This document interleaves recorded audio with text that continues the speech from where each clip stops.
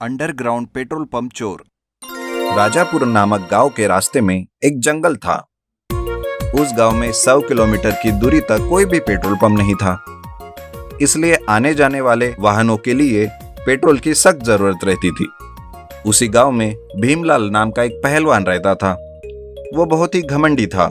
गांव में petrol pump की जरूरत देखकर वो सभी लोगों से छुपाते हुए गांव के बाहर सड़क के किनारे एक अंडरग्राउंड पेट्रोल पंप बनवाता है और जमीन के अंदर पेट्रोल के टैंकर को रखकर उसमें आधा केरोसिन मिलाता है और जमीन के ऊपर पेट्रोल पंप के जरिए उस रास्ते से आने जाने वाले वाहनों के लिए मिलावटी पेट्रोल बेचा करता था। तभी वहां एक आदमी पेट्रोल भरने आता है। वो कहता है, अरे भाई, पेट्रोल है क्या? मेरी गाड़ी रुक गई है। हाँ हाँ है ना, लेकिन 200 रुपए लीटर है। ये क्या कह रहे हो? 200 रुपए लीटर? ये तो बहुत ज्यादा है। हाँ तो ये जंगल है, तुम्हें हाफ रेट में पेट्रोल और कहाँ मिलेगा। ये मत भूलो कि तुम यह पेट्रोल पंप चोरी से चला रहे हो। ये सब चोरी का माल है। अरे जरा संभल कर बात करना। तुम्हें पेट्रोल चाहिए तो लो, वरना फूटो यहाँ से। ज्यादा एक्स्ट्रा मत करो, नहीं तो मेरे हाथों से पीटोगे। अरे और क्या कर सकते हैं, दूसरा कोई रास्ता भी तो नहीं है। चलो डालो गाड़ी में पेट्रोल। इस तरह वो आदमी मजबूरी में पेट्रोल गाड़ी में डलवा कर चला जाता है। इसी तरह आने जाने वालों को धमकी देकर भीमलाल पेट्रोल बेचते रहता है।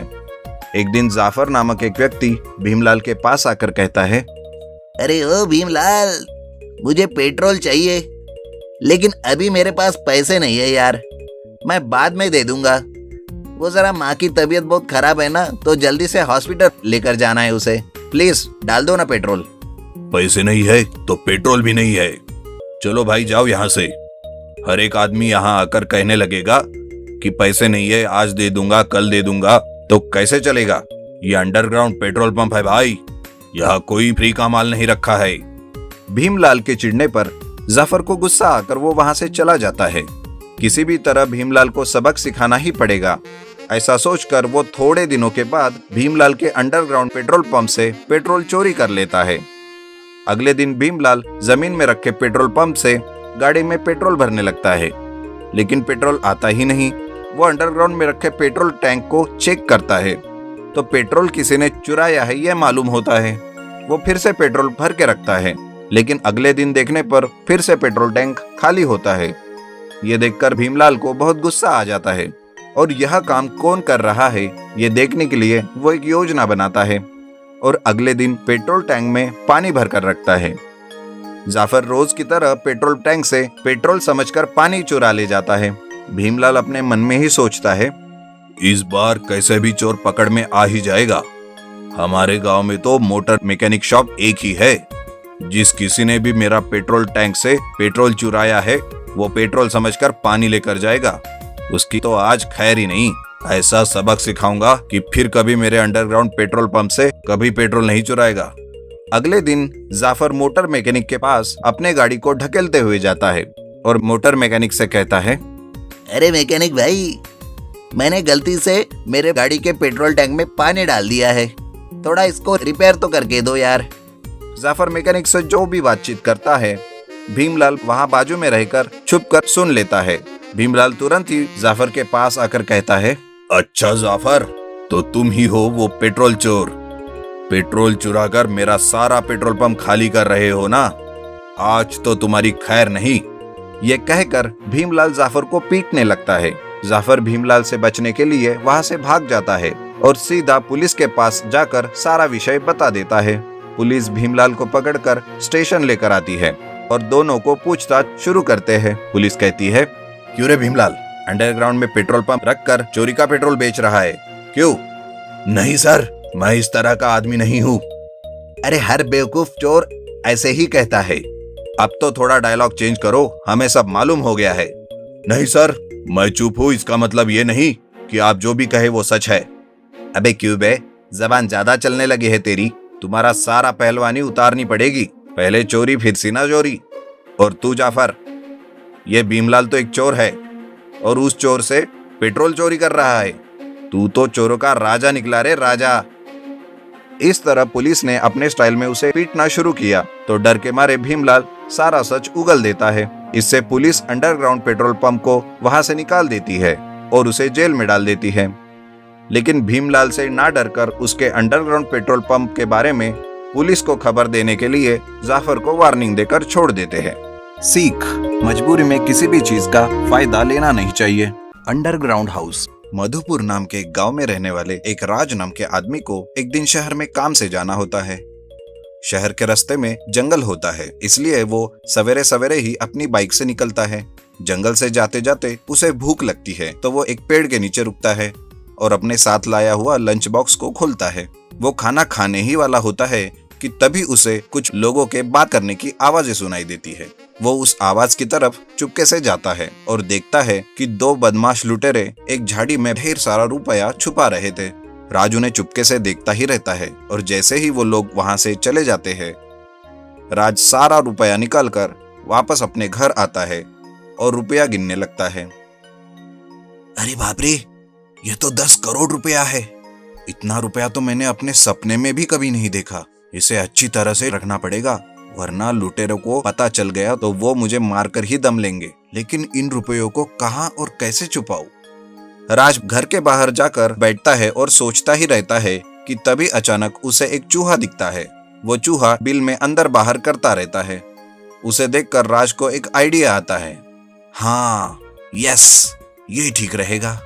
मैं एक अंडरग्राउंड हाउस बनाऊंगा और सारा रुपया उसमें ही रखूंगा। राज ठीक वैसे ही करता है। वो अपने घर के अंदर जाकर बेडरूम में खुदाई करता है और कुछ ही दिनों में अंडरग्राउंड हाउस तैयार कर लेता है और सारा रुपया उस अंडरग्राउंड हाउस में रखता है। लेकिन उधर कुछ ही दिनों में वो लुटेरे वापस जंगल आते हैं और उन्होंने जहां वो रुपया छुपाया है वही ढूंढने लगते हैं। उनका सरदार कहता है, अरे, रुपया कहाँ गया? यही तो रखा था, फिर कैसे गायब हुआ? सरदार, मुझे लगता है कोई हमारे पीछे आकर सारा रुपया लेकर गया है। दोनों लुटेरे इधर उधर देखने लगते हैं। तभी उन्हें एक बाइक के टायर के निशान रोड पर दिखते हैं। सरदार कहता है, अरे ये देखो, सारा रुपया वो आदमी लेकर गया जिसके पास एक बाइक है। ये देखो उसके बाइक के टायर के निशान। ठीक कहा सरदार जी आपने, हम उस आदमी को ढूंढ कर ही रहेंगे।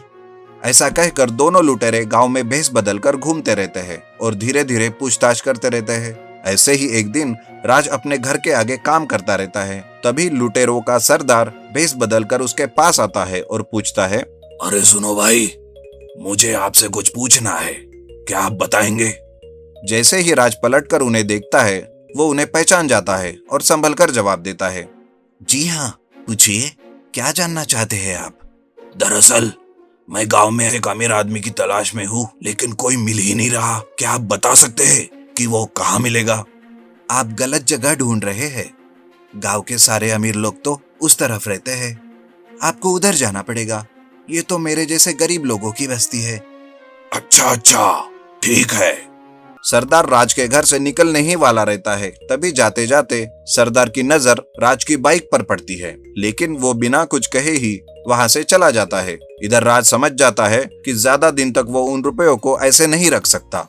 फिर वो एक प्लान करता है और अपने अंडरग्राउंड हाउस में रोज की चीजें जैसे ग्लास, बर्तन, प्लेट्स, किचन का सामान सोने और चांदी का बनवा लेता है और कुछ रुपयों के हीरे के जेवर बनाकर उनको घर के झुंबर में लगा कर रखता है।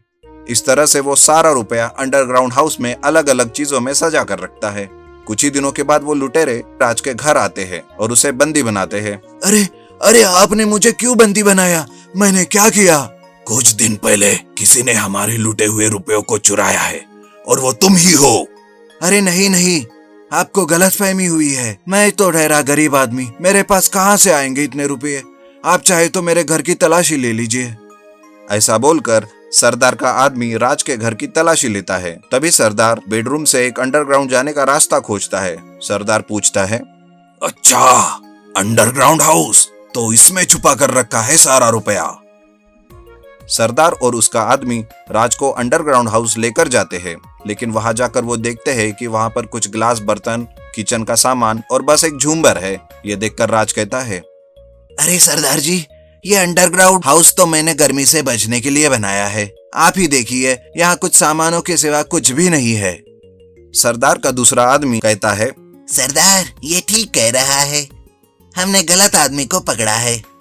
ऐसा कहकर राज को दोनों लुटेरे छोड़कर वहां से चले जाते हैं और राज शांति से ऊपर गरीब बनकर नीचे अंडरग्राउंड हाउस में सोने चांदी और हीरो के सामानों के बीच अपना जीवन व्यतीत करता है।